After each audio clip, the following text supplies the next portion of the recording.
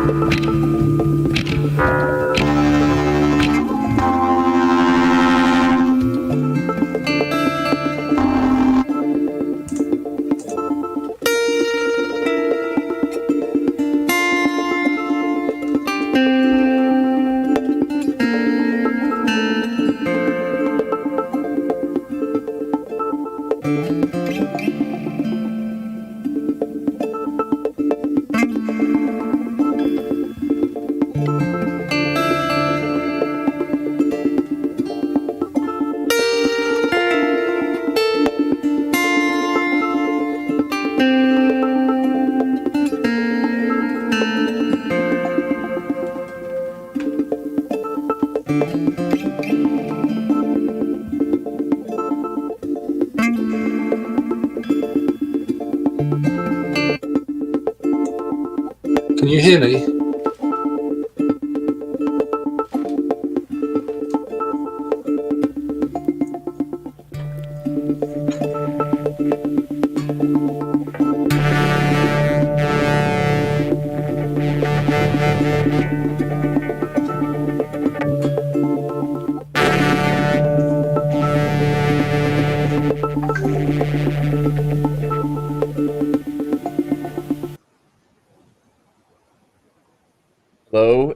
welcome everyone.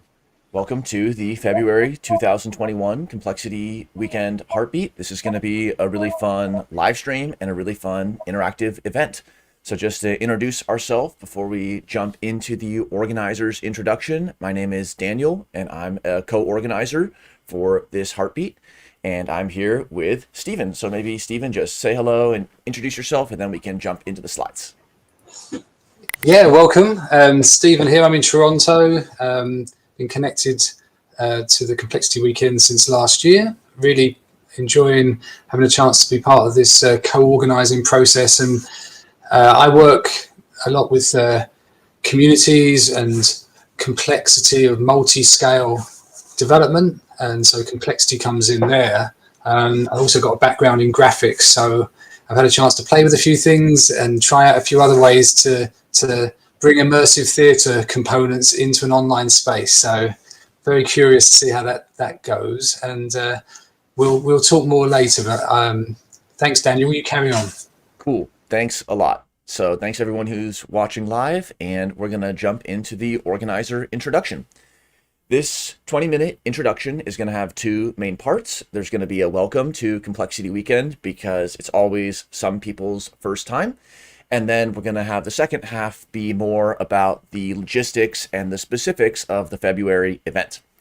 So first, let's talk about the Complexity Weekend community of practice.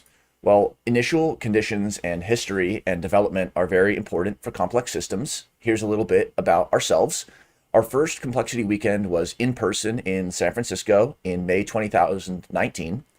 And then for 2020, we did two Complexity Weekends that were all online for obvious reasons.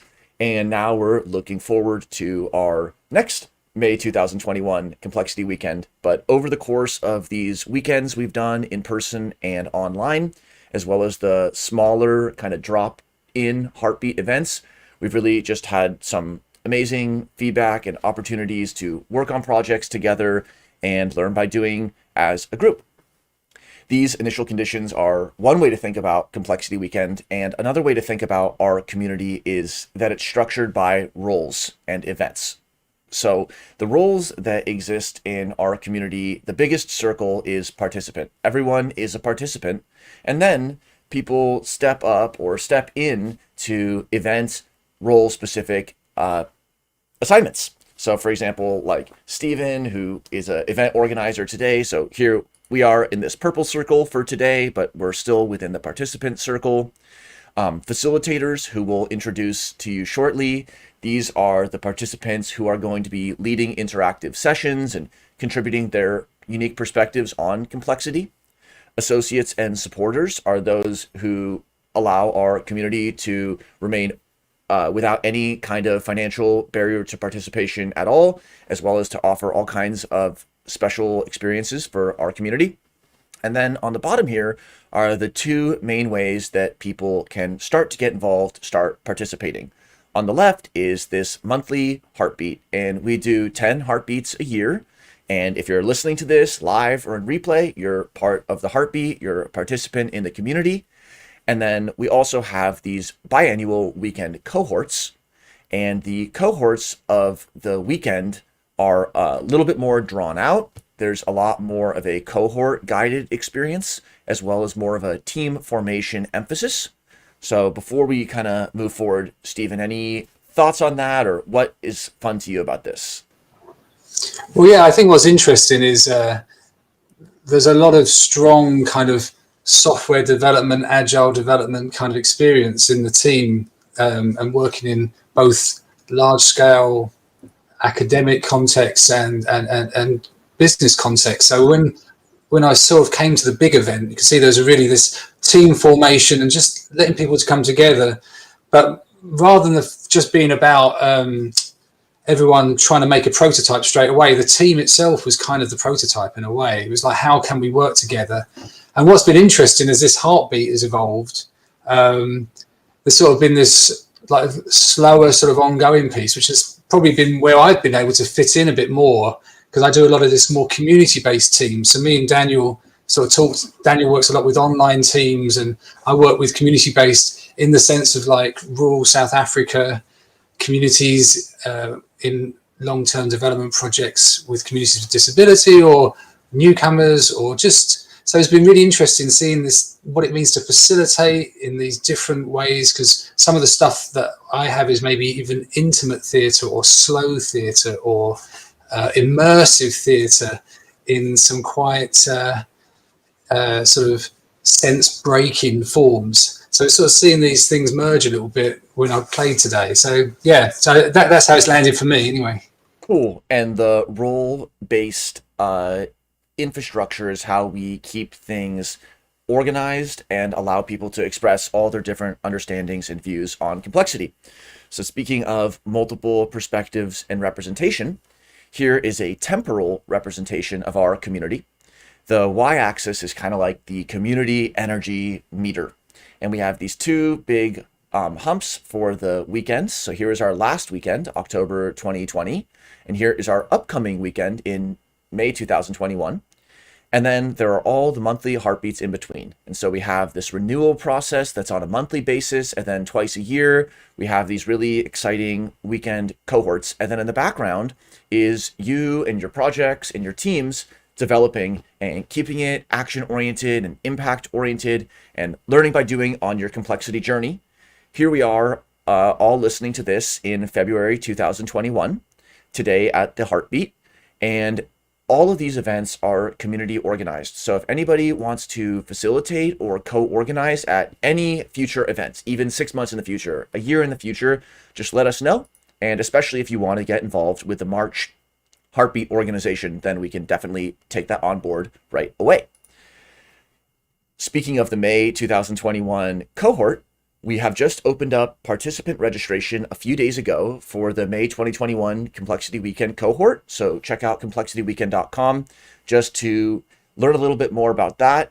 And we're really excited because there's going to be this nice pre-weekend phase starting about March 21st. So we'll have 2 months to really familiarize ourselves with each other, the community, the tooling, the idea, and just make sure that we can have really diverse participation. Just to kind of go through some of the registration information from our October weekend. We'll show you the May information when we get it. But for October, we had over 35 countries and from 100 participants from over 35 countries. And already there's probably 20 countries in the first 30 people who registered for May.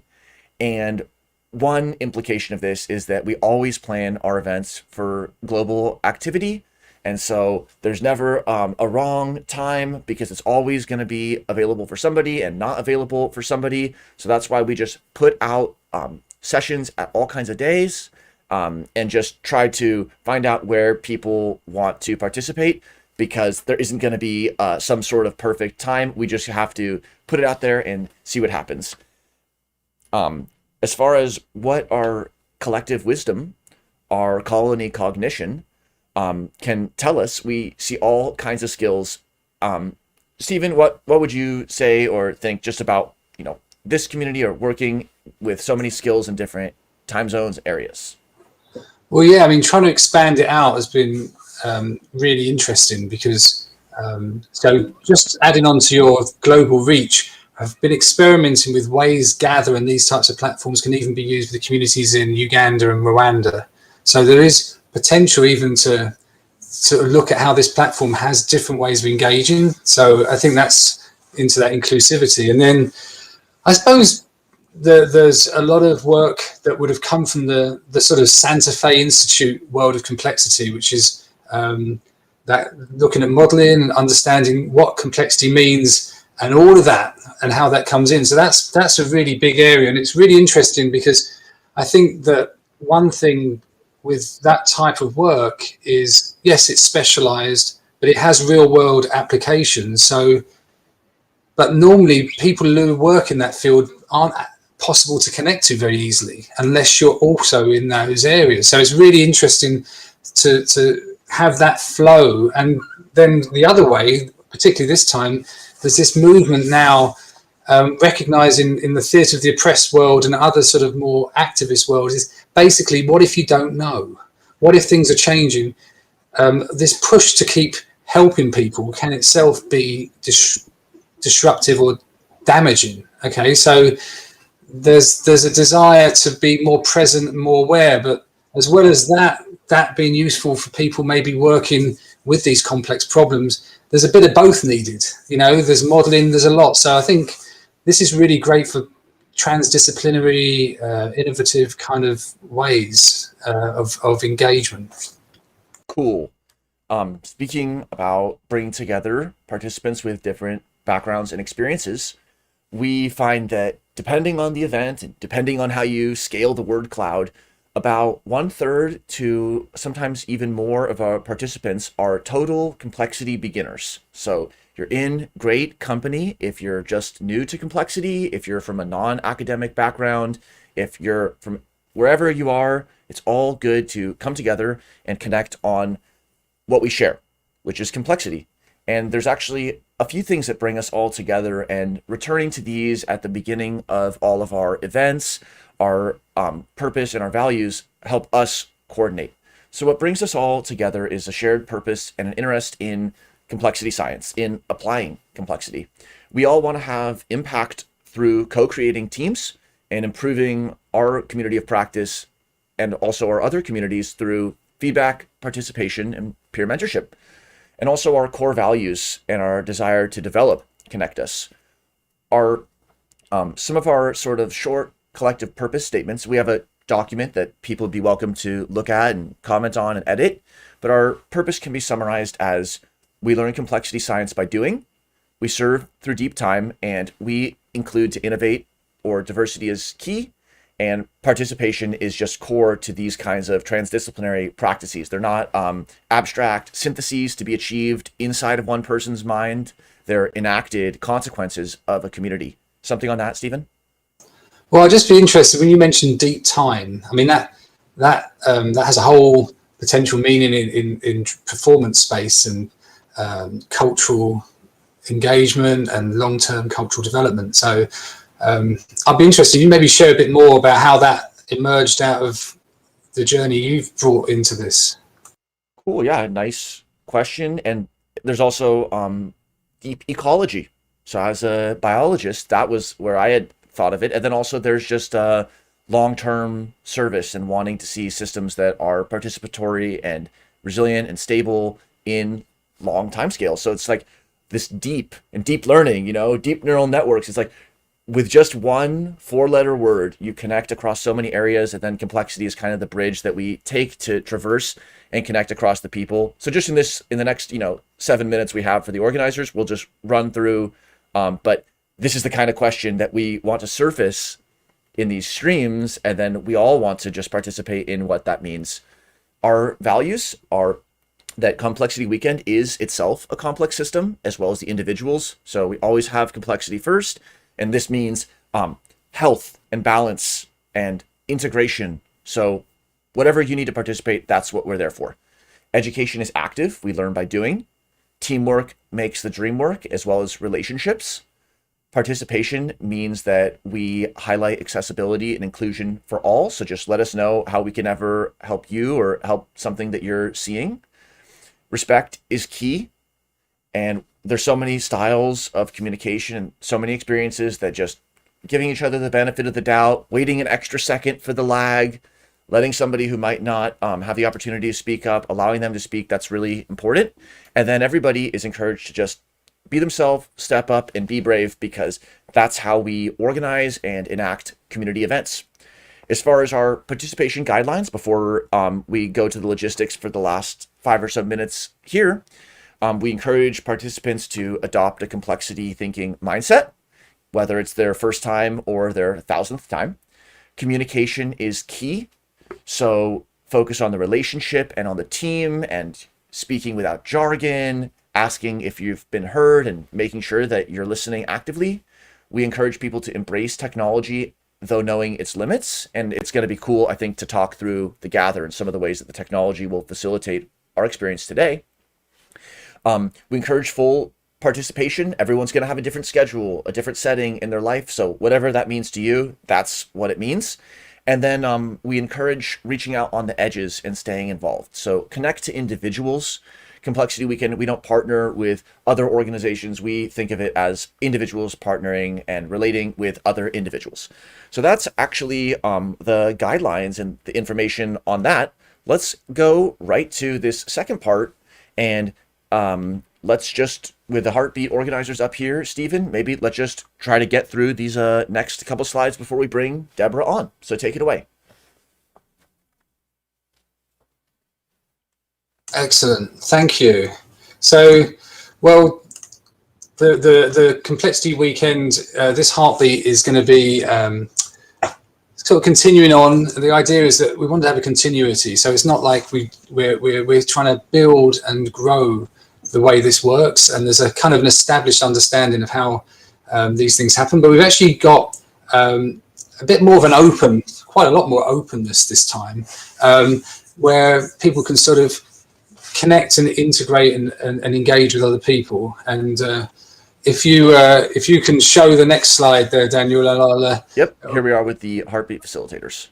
Yeah, and so we've got we're going to have Alexandra and Deborah who are going to be facilitating. So Alexandra is going to be facilitating today, and there's a session on, and it's sort of building on working with complexity and improvised drawing, and that's been something that's had a chance to evolve and be sort of developed at different heartbeats before, which is a nice thing about the Heartbeat, that you can sort of see this sort of growth. And then Deborah, who I know from connected through Imagine Action, which is a group of sort of socially engaged theatre artists, primarily coming through the work of Hector Olazabal and the work of using ritual, using theatre of the oppressed in different contexts, working also with social presence in theatre, which she will speak to. So, but that work about embodied approaches that attend to social complexities and embrace deeper levels of awareness.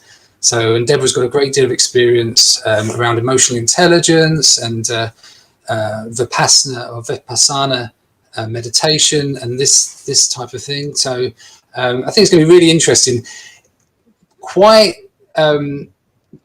it's pushing the envelope from that field of practice. Okay, so this is but she's good. Okay, so we're sort of on the cutting edge of that kind of facilitative approach that's gone online, but it's a big question in that field. Like, you've got hundreds of thousands of theatre artists, particularly participatory theatre artists and immersive theatre artists, saying, how am I going to engage people virtually, right? So this is possible partly because of what's happened this last year. And people very cool. Yep. And so the event has 3 different roles. Everyone's a participant. Stephen and I are the organizers. Today, Alexandra and Deborah are going to be the ones who are catalyzing these all interactive sessions in Gather. And then there are all the participants. And just to give one question that we asked on the RSVP, clearly it's across the board. There's no single meter stick or measure or test of complexity, but it just shows that we have a broad range of experiences. So Stephen, how about just for 2 minutes, let's just run through the Gather before we get to the schedule, and then we'll bring Deborah on in just a couple minutes. So talk us through just Gather really quickly, and leaving it for people to explore themselves in the time. Okay, so we're just on this community tech Gather slide here. So everyone's sort of come into the space and they've sort of had some immersive experience, or when they go in, of what it's about, but you basically use your keys to navigate this landscape, and this room that you can move around and organize yourself in has tools to help with that, both within the space that you're in, but also when you go to another room or another part of the space. So that's sometimes the challenges with this type of thing, is keeping a track on where you are and where you are in relation to other people. So you see at the bottom there's a bar, and it has your name. So it's like a round bar with, you see a smiley face on the right, the screen. So that bar can really help you with the map and the screen share also, which is particularly useful if you want to show something to someone, and in the poster presentations. And there's a status as well, which will, if you go away, sort of put your camera to sort of sleep, because obviously you don't want to be accidentally, this would just carry on otherwise being connected. So you can change your status in that way. So now if you go to the next slide, which is the co-working space in Gather. So these co-working, or I like to think co-creative spaces, maybe we would use in the device theatre world. So it's a bit of both. It depends on where we are in the team formation or in like riffing off. So it goes between a range.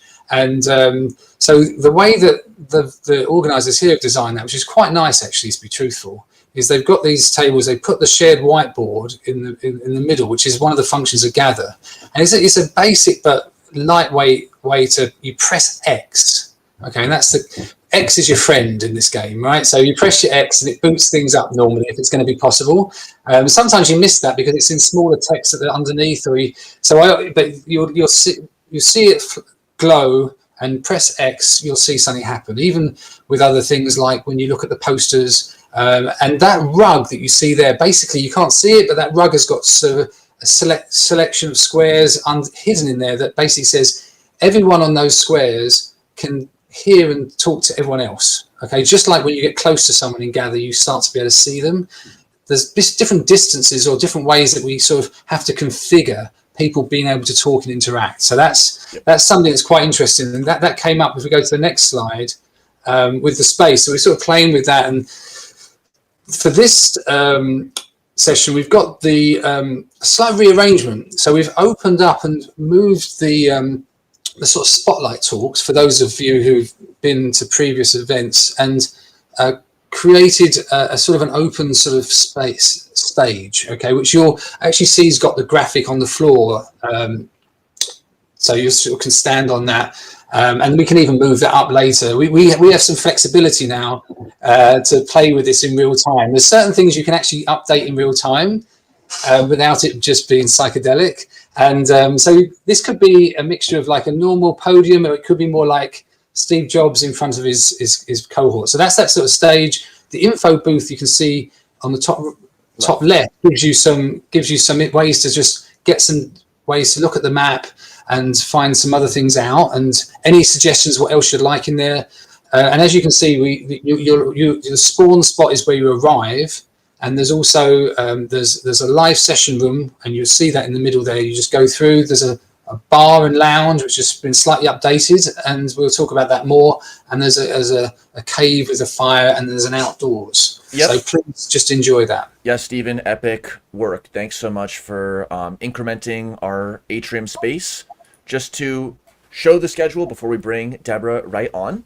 So today, on Saturday, February the 27th, at least for where I am, we're in the middle of this live stream. We're about to hear from Deborah, and then we're going to bring on Sasha as well.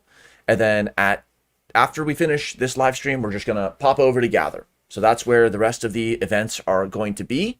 And that's where we'll be having a How to Gather session with Sasha, which she'll talk about in a little bit. And then also the participant spotlight talks and the awesome posters. So this is the program link. It's in the YouTube chat. It's in your event calendar. You also should have gotten an email. I'm going to bring in Deborah. And then maybe we can even just walk through some other thoughts and questions. But the program is your single source of truth. And that's where you can see the bar, which is going to be just this awesome, fun experience, as well as the cave. And then just on a closing note for the organizers here, welcome, Deborah. Before is just, if you want to support Complexity Weekend or you have any questions, just get in contact. It's what we're here for. So with this all being said, Deborah, greetings and welcome. Thank you. How are you, Daniel and Stephen? Nice to see you. Yes, great to see you. So this is just a fun couple of minutes, 5 to 10 minutes for us to learn a little bit about where you're coming from with complexity, because it's definitely going to be some experiences and some perspectives that are new to our participants. So maybe just introduce yourself, or what brought you to Complexity or to Complexity Weekend.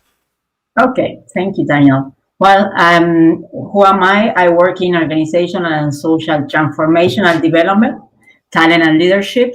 But at the same time, I'm part of a great and truly talented community called Imagine Action.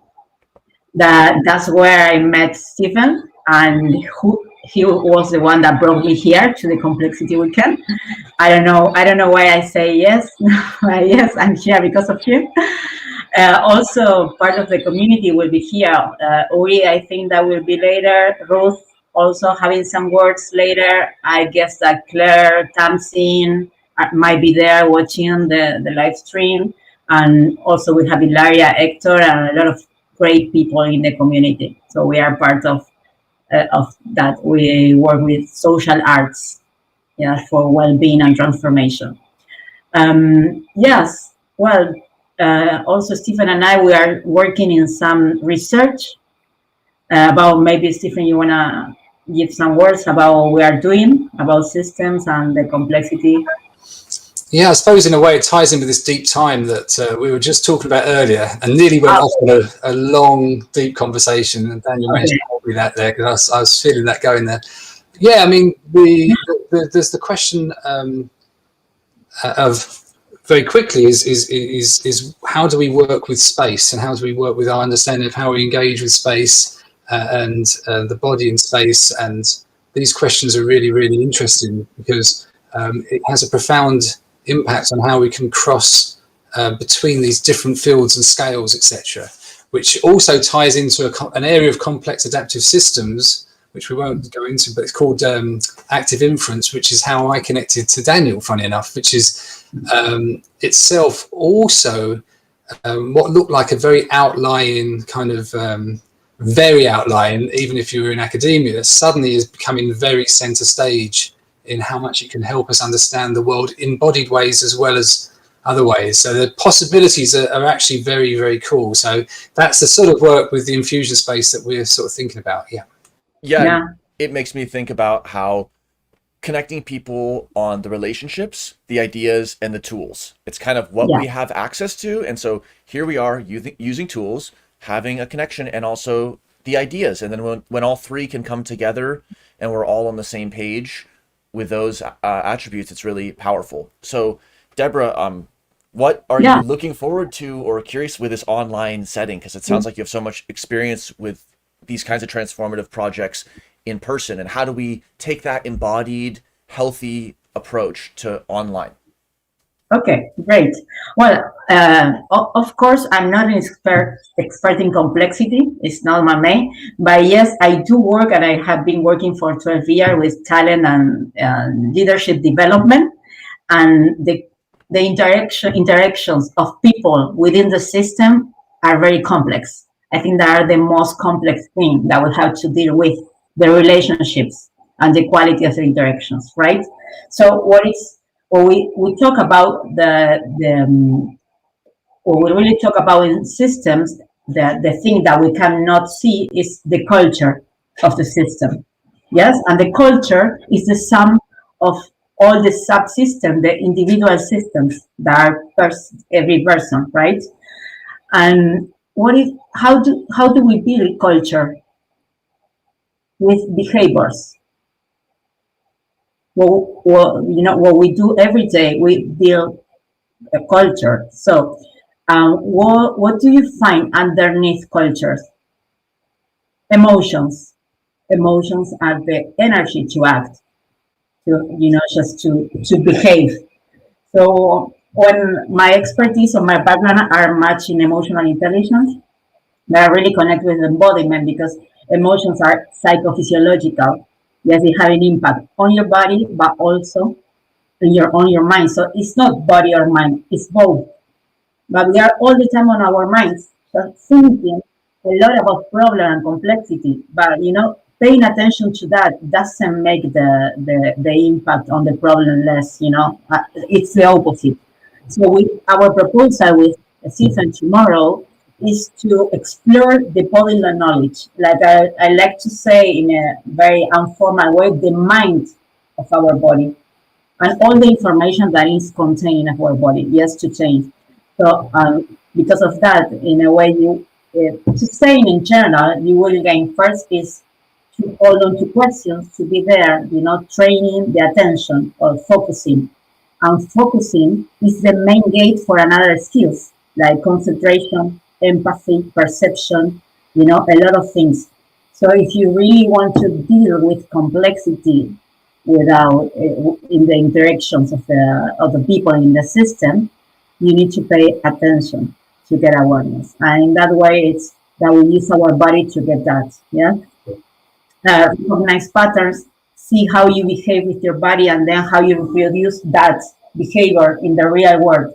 Because it doesn't have any sense if you practice and then you cannot bring that knowledge or awareness to the outer world. To deal with complexity. And sometimes we realize in organizations and when we are dealing with problems and issues in organizations, it's very difficult to be with the complexity, with the unknown, with the conflict, with the difficult conversations that we need to have to solve things in the organizations, and also to increase the quality of the interactions within the people in the system. So using the body as a tool, to deal with complexity, it's part of us. It's being there, recognizing patterns, paying attention, staying there and holding on to the question, to the conflict. And yeah, I think it's more or less what I want to say. I don't want to spoil much because we need to come with the open mind to experience and without any previous idea. Perfect. Stephen, we'll go to you. I just posted the link to the Jamboard, and we're gonna bring in Sasha. And so if people who are watching live, they can click in the Jamboard link, and then Deborah, feel free to stay on. We'll just hang out and talk for the next half hour as we work through the Jamboard, and then we'll just take it from there. So feel free to stay on or drop off, and then I have some thoughts on what you said. So Stephen, go for it. Yeah, no, thanks. I agree very much with what Deborah was saying. I think it's really interesting, this question about the mind, the body, and in a way, bringing the environment in allows the body to have a bigger role. So it's really, really interesting. And of course, with this space, we're trying to bring the body in, but the environment is not necessarily the room that we're all in. So this is kind of interesting. So pass you to Daniel. Well, the two things that I wrote down, Deborah, from what you were saying was this relational thinking, which is very natural for some of our embodied colleagues and for performers, but the relational insight, and which is really network science, nodes and edges, that's something that scientists are just understanding. You have to have the scientists in the loop. And then this yes and. You said it's not body or mind, it's body and mind. And so it's that improv yes and that actually, as scientists, allows us to move beyond, well, is it reductionism or holism? Is it mind or brain? And so, not to put her on the spot, but Sasha, what would you introduce yourself? And then while people are joining in this Jamboard, introduce yourself and any thoughts or anything you're thinking about this morning. Well, I think I joined at the perfect time because all of these key phrases that you just said, it's like you're reading off my slides for my workshop. But exactly, that it's about understanding where you are in your relational map and how we envision the diagrams of our relationships, and change your edges and your mind will follow, or something like that. And I think it's really fun to be able to do that in an online space for accessibility and more options. So I'm really excited what Stephen has done with the space to play around with some of those new affordances.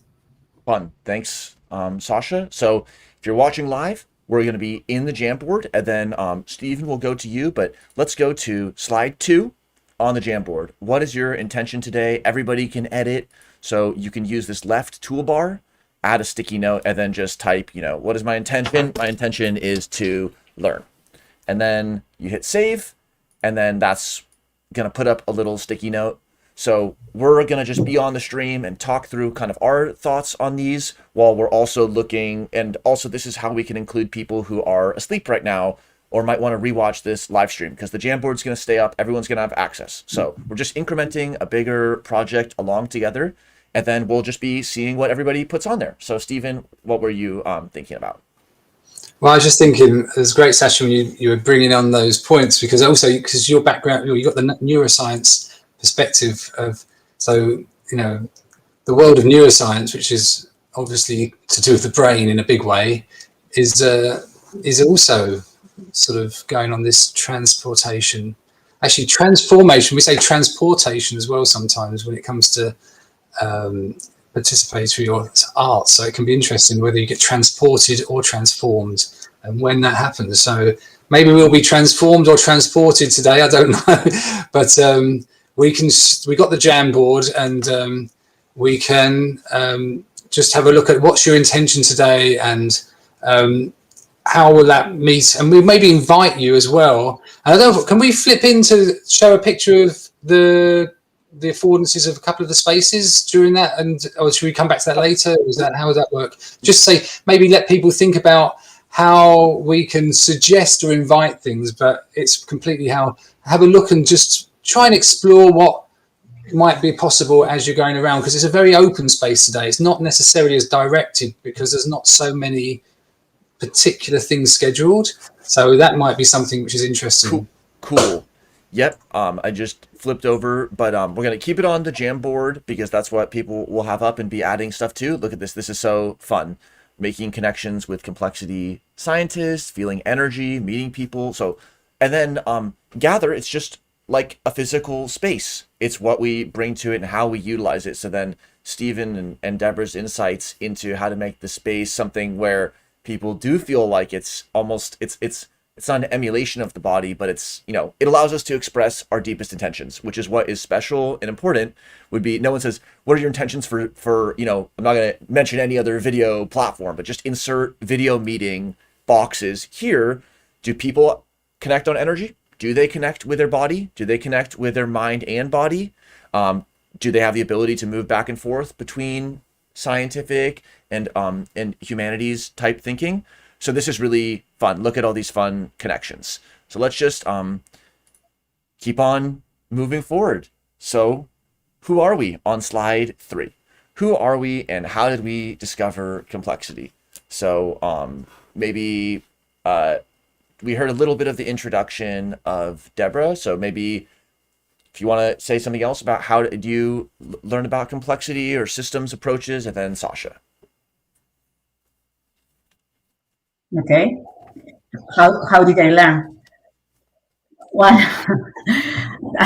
I think that I learned by doing and being there, and just training the quality of paying attention to the system and the threats of the system and the complexity.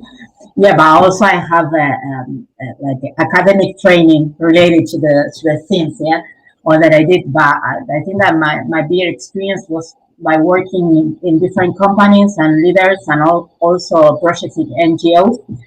And also, for me, a great way of learning, it's generative dialogues. Like, for example, with Stephen, we will have sometimes 2-3 hours in Zoom, like discussing topics around complexity or system view. I think that mostly that. Yeah, and I would like to add something that Sasha said in the beginning about the relational, position that you have in the system, and where you are saying about this physical space. Another thing that we really work with is type of embodiment work that we are going to practice tomorrow. Is like just how you show up and which qualities are you bringing into the system, whether if it's online, whether it's physical. We are all the time bringing a type of qualities of being aware of that. And it's not about changing or picking a better quality. It's about just realizing and being aware what you're bringing into. And from there, it's the only way that you can take action or make a change. That's I feel like adding. Cool. Thank you. Sasha, and then Stephen, maybe. Thank you. I like what you said, Deborah, that it's about learning by doing, because there's not enough metaphors or knowledge to really connect to complexity without participating in it. There's so many ways to enter it, and so many really interesting connections that if you're onto it, then you're already part of it. And so that to me is also very exciting. I got introduced to complexity, I guess, early on just by studying the brain and thinking about neuroscience and how the brain recovers from injury. And the brain is often used as an example of a complex system. So it seems kind of like perhaps maybe too obvious that it's complex. And through that, I learned more about complexity science and attended the complexity science summer school at Santa Fe in 2018, and really got to learn more about what it means for other systems and what are the actual tools and applications of studying complex systems. But how I think about complexity now is that it's the emergent behavior of a system with many interacting agents, and how they change throughout time to have these complex and dynamic behaviors. And I guess in my case, it's neurons interacting to make the electrical patterns of the brain. Or it's group events like this where we're interacting to have hopefully also exciting and electrifying interactions with our community. Nice. So Stephen, to you, and I'll turn everyone to number 4. So Stephen, maybe slide 4 says, what is something you're curious or wondering about? I knew that your complexity journey was going to involve something you were curious about. So let's see what everyone is curious and wondering about, and go for it. Yeah, lots. Well, I suppose the thing that's been curious as well is, as we get into this, is seeing this mix of complexity and uncertainty. And I think I've got more uncertain as I've had more participation in the world, and with different types of people with different types of perspectives. So I think this is a really interesting place in a way, because there's also complexity within, what happens if I have a bifurcation within some mathematical formulation within some domain. But then as soon as that moves into another domain, and the people in that domain have a voice, so it's not just like I'm applying it here, I'm applying it there, and they have an opinion, and that opinion needs to be listened to. Well, then there's uncertainty, and there's basically like this interesting merger. So, and I think that's going to be interesting with Matthias's poster, actually, that's going to be happening. I spoke to him earlier, and he's looking at the modelling questions around COVID-19 and parametric work. I'm not going to say it because I'm not totally familiar with how that math all works. It's very interesting and involved work, but it has a lot of implications. So that's really interesting. And Yuri's going to present as well around some of his experiences working with trying to understand the mixing. And I'm not exactly sure which way he's going to take it, but he's trying to bring a lot of work from this more social presence and awareness-based stuff, and the work which is traditionally more activist, and I'm going to sort of fix the system to some extent. Both areas are reacting to existential challenges around just recognizing what you don't know. So I think that's really cool. So looking forward to that. Yep. And it's this yes and, science and art and the brain and the body, and then we hold the space in the middle, and then some projects are going to dive onto one side or the other, but we see like abstract topics that people are curious about, like collective behaviors. It's something that's for ants, it's also for neurons, for the internet. That's the patterns across system. When we're talking about that level of complexity, that's sort of the abstract. And then there's this group, or how can we make this project work, or how can we make social progress on this frontier. So it's like the specific and the general, and that's always just what is fun, and something I'm always curious about is just what happens when we hold that space, make the Jamboard, and allow for people to actually not just say, yeah, it's possible, I guess, to have the biologist and the mathematician and the performer in the same room, but I mean, instead of asking yourself whether it's possible, could we just be in that room? So that's kind of what's fun. Let's go to 5. Speaking of kind of cool complexity ideas. So people will, the stream's, a couple, maybe 30 seconds ahead or something. So people will flip to 5, and this is asking, what is a cool complexity concept? How would you like to teach it? And there's sort of 2 sides to this. There's or a continuum, and we'll see. What are people excited about sharing and teaching? And then what's something that you're curious about and learning? So Deborah, I'm curious, like when you're doing a workshop, when you're bringing these kinds of perspectives into a setting, how do you open that door for people to like start imagining connecting this way? With embodiment particularly? Sure. Yes. Yeah. Well, first I frame it's very different when I'm in a workshop, maybe in a company or at the university or with my practice group that we have weekly. Of course, I frame it and in that way I bring the theory and the practice. And it's not theory or practice. So I really frame what is the outcome that we are going to have with this practice. Yes. And also my approach is always about like making or building the question instead of looking for answers. So the systemic approach, it's really about like placing the right question, and not right in the sense of right or wrong, right for that system, for that moment. Because also, I've been teaching at the university for a few years now, and I've seen that they study case clinics and also workshops in companies with case clinic. And I said, well, this is old-fashioned because we are studying or we are learning from cases from another companies or people, while we have all the information to work on our own cases and problems, right?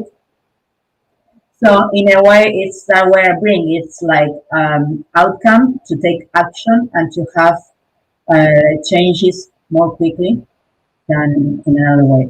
I don't know if that answers the question. It's very interesting. Cool. Thanks. And we're seeing a lot of fun ideas coming up on the Jamboard. So how can we bring the benefits of complexity science to the general public and especially children? So education across ages and across communities, something that a lot of people are interested in. How can we apply complex systems ideas about decentralization and self-organization to theories of governance? Also, really interesting question. Sasha or Stephen, what's like one on here that you see as interesting, or what's one that you would add, and I can type it for you? I think related to bringing complexity to children is, I think complexity is a bit of a daunting word, but everyone, no matter what field they come from, I think have a link to complexity science and just understanding that things are connected in new and unpredictable ways.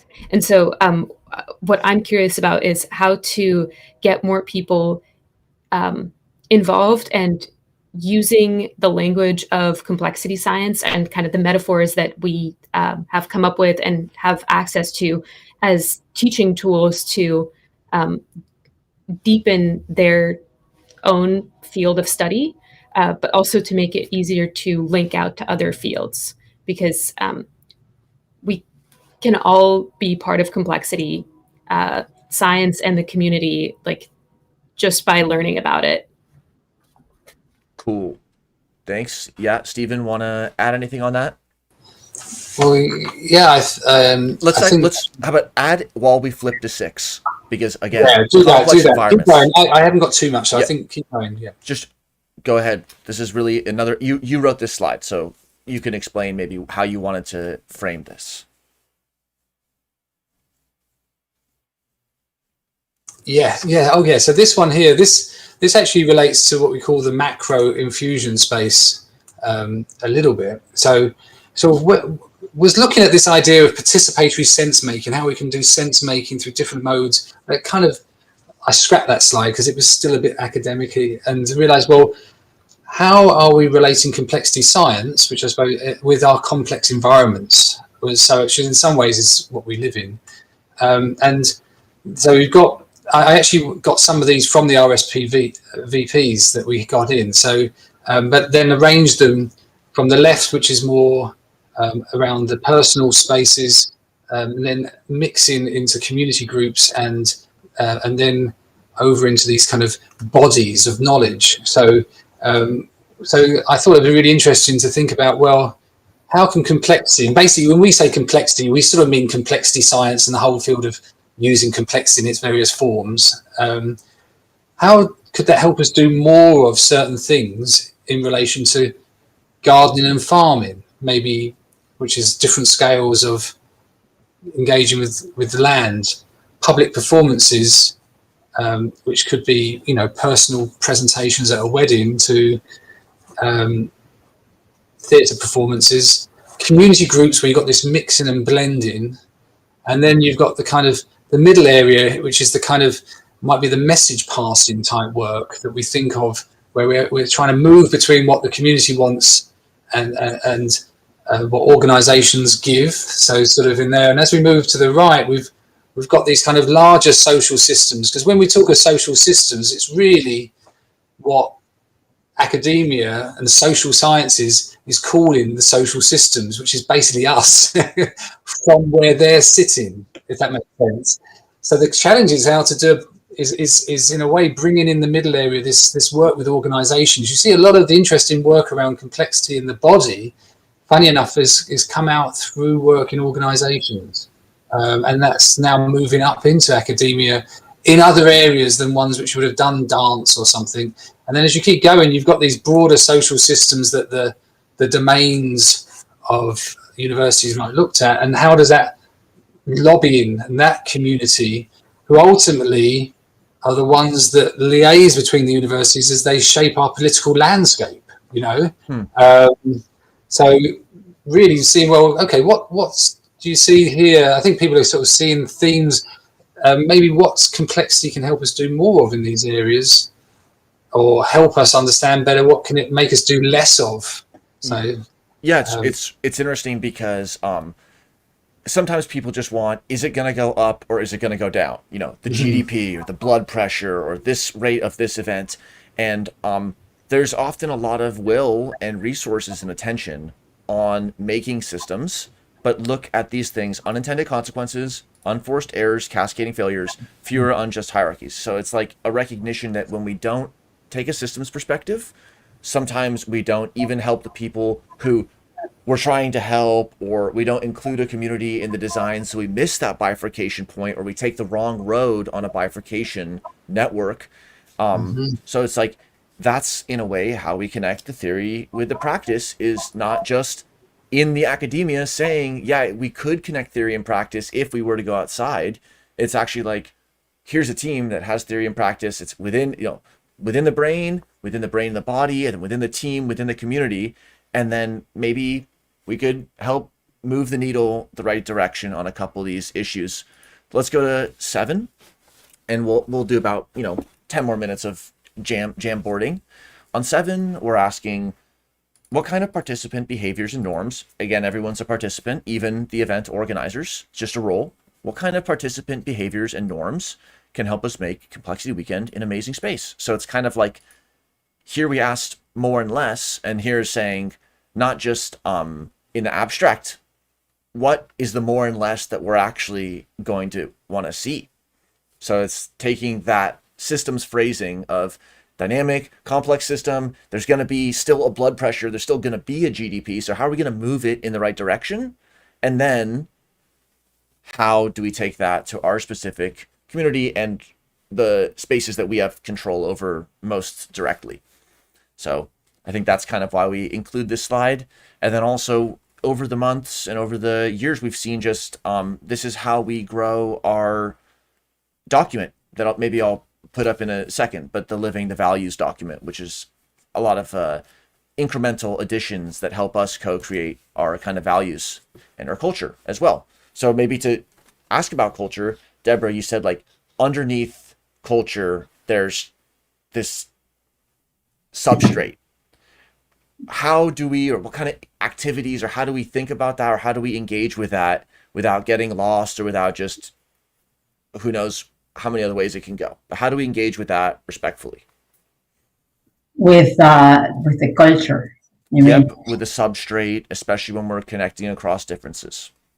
Okay. Well, the culture is made by the behaviors of people, and also with Sasha, we were having a conversation before getting in this room about like the how we build systems around people that are like us, because it's easier to live without people. But when you're an organization or community, you might have people that is not like you, and that's okay.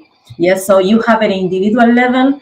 I would like to see, or I would like to increase the self-awareness, the self-knowledge, yeah, and that in a system level, it will impact on,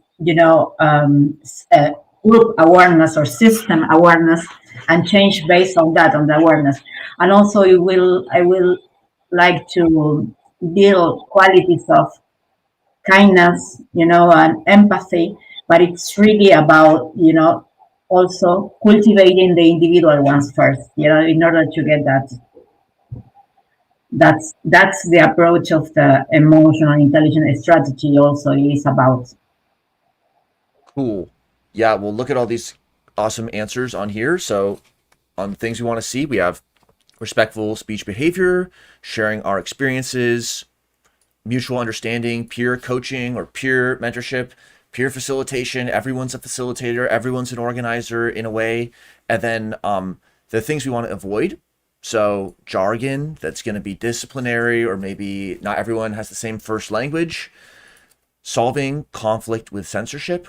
Diversity creates systemic resilience.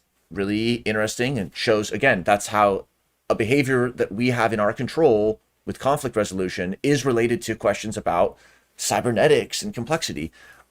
Not letting other people speak, especially with lag. Yeah, sometimes on video chat, there's a pause, and then that makes the conversation structured according to whose culture or behavior will jump in first after a lag. So when we want to make space for hearing for everybody and listening, you can just wait and just chill an extra second. That really helps. Premature convergence on targets and goals. When the situation's actively developing, evolving from deeper scales than we can take a perspective on. Looks like you wrote that one, Steven. So what makes you think about that, or how do we avoid that? Because it's an interesting idea. How do we avoid that?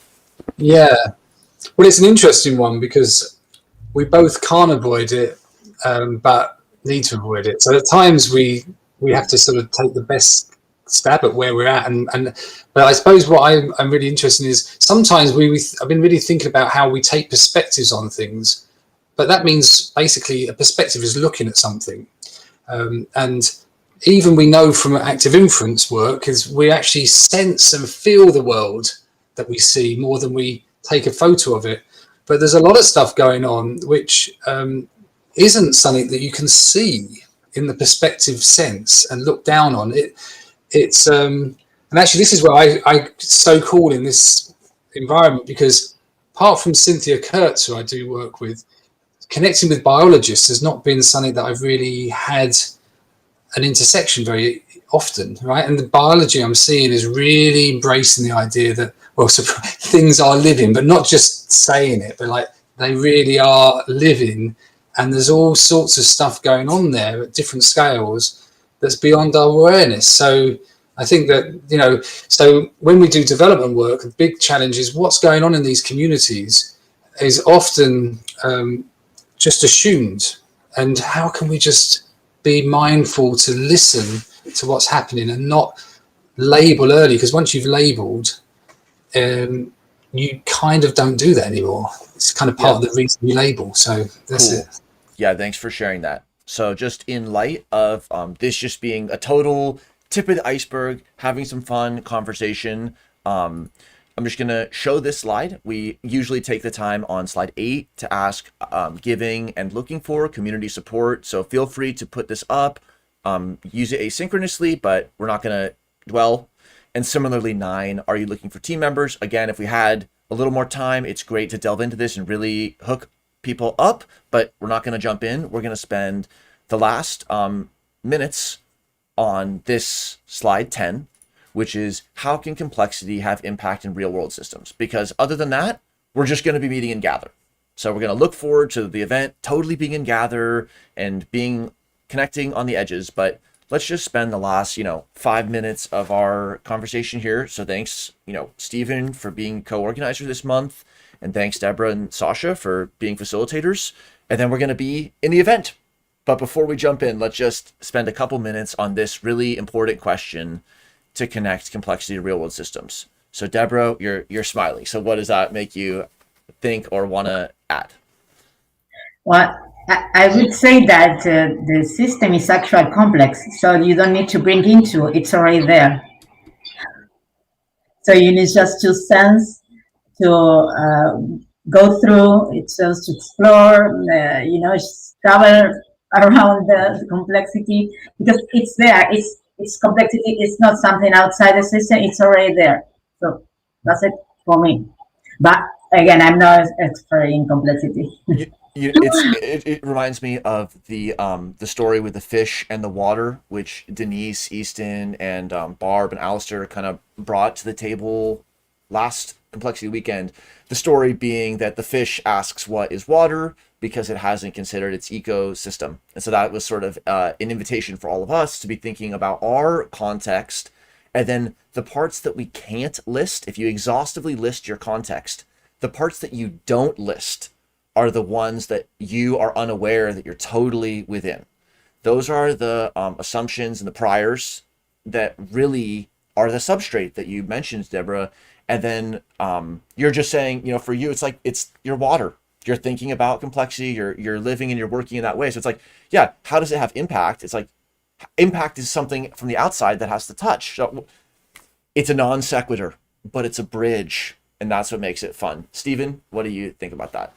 Yeah, actually, this is a really cool bridging point, because I think this speaks to the both ways in a way, because that we're sort of immersed and swimming in it piece is actually quite radical in some ways from some sectors, but at the same time, from that we're swimming in it, to know that complexity science actually can probe and get some amazing dynamical system patterns, like some of the insights now that are coming out of actually in this group I've learned about this agent-based modeling, they call it, the way you can start, and now they're bringing these dynamical systems into play and this more kind of flowing type of idea of systems, which we don't normally know about so well. You start to see that it can be really helpful to have to see that the complexity science stuff is starting to become relating to that. So that's kind of cool. And then the complexity science and science in general is quite, to know, like what Deborah was saying there, the idea. And I think that's also illustrated by the improv drawing work, and that same idea of things emerging. What does it mean to have things emerging? Well, it's not just emerging as things. Like you're saying, it is actually a process in itself, which is very David Bohm, which was normally very out there, but now everyone's loving David, so he's getting everywhere.